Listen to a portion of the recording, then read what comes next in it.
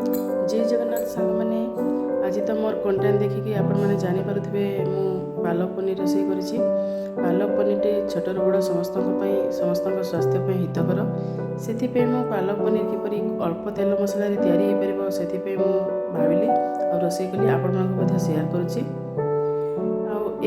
पालक पनीर जो मसला देइछि सेटा घर तैयारी मसला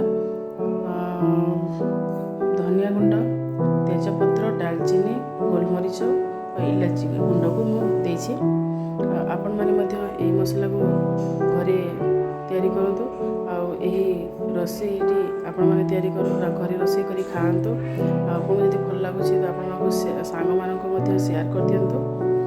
मोर जदि यही रोषेटी भल लगुच मोर आग को अनेक रोषे देखापी मोर यही यूट्यूब चैनल को सब्सक्राइब कर दियो।